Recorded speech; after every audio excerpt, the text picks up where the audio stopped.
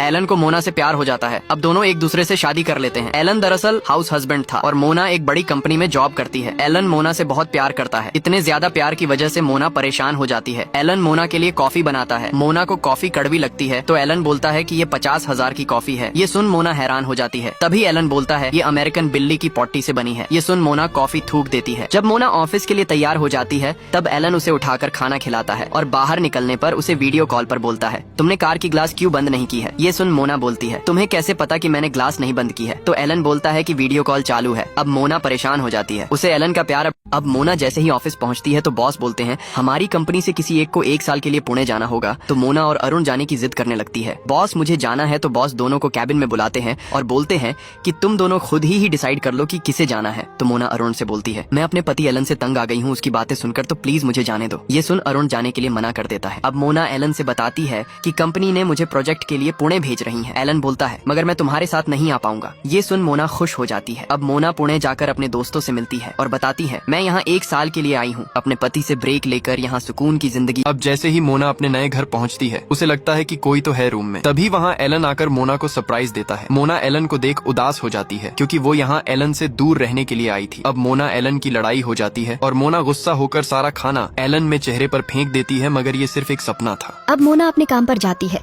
वहाँ जाने पर अपने मैनेजर से मिलती है तो मैनेजर ने उसे की पार्टी के लिए बुलाता है और बोलता है अपने पति एलन को भी ले आना। अब जैसे ही मोना घर पहुँचती तो देखती है एलन मोना के कपड़े पहनकर तैयार था। ये देख मोना हैरान हो जाती है और बोलती है तुम्हारे पास कोई और कपड़े नहीं है क्या, मेरे कपड़े क्यों पहने हो। तो एलन बताता है कि मैंने यहाँ कपड़े ही नहीं लाए, वैसे भी ये भी कपड़े तो अच्छे ही हैं। मोना एलन को पार्टी में ले जाने से इनकार कर देती है और वो अकेले ही पार्टी चली जाती है। एलन को छोड़कर जब एलन दरवाजा खोलता है अब मोना पास के डॉक्टर के पास जाती है और असिस्टेंट से बोलती है मुझे डॉक्टर से मिलना है। तभी असिस्टेंट बोलती है मैडम अगर आप अपने पति से थोड़ा भी प्यार करती हो तो चले जाओ, यहाँ लोग हंसते हुए आते हैं और अलग होकर जाते हैं। ये सुन मोना बहुत खुश हो जाती है और बोलती है फिर तो मुझे अभी डॉक्टर से मिलना है। तो मोना डॉक्टर से मिलने जाती है और बोलती है आप वही हो ना जो बहुत सारे कपल को अलग करती है। ये सुन डॉक्टर काजल बोलती है तुमने मेरे बारे में गलत सुना है, मैं जो सही है उसका साथ देती हूँ। अब मोना डॉक्टर से बोलती है मैं कई सालों से अपने पति से परेशान हो गई हूँ। तो डॉक्टर बोलती तो तुम्हें पुलिस के पास जाना चाहिए। तो मोना बोलती है कि आपके तरह से मेरे पति को अपने प्यार में फंसा लीजिए, फिर मैं यही कारण बताकर उससे पीछा छुड़ा लूंगी। ये सुन डॉक्टर मोना को जाने के लिए बोलकर वहाँ से जाने लगती है। अब मोना छत पर जाकर डॉक्टर को धमकी देने लगती है। बोलती है मेरे पास और कोई रास्ता नहीं है अगर आप मेरी हेल्प नहीं करती है। तो डॉक्टर बोलती है तुम नीचे उतरो पहले। मोना बोलती है आप मेरी आखिरी उम्मीद हो डॉक्टर, बस इस प्रोसेस में एलन को हर्ट ना हो, वो बहुत मासूम है, उसने कभी चिट नहीं किया। तो डॉक्टर बोलती है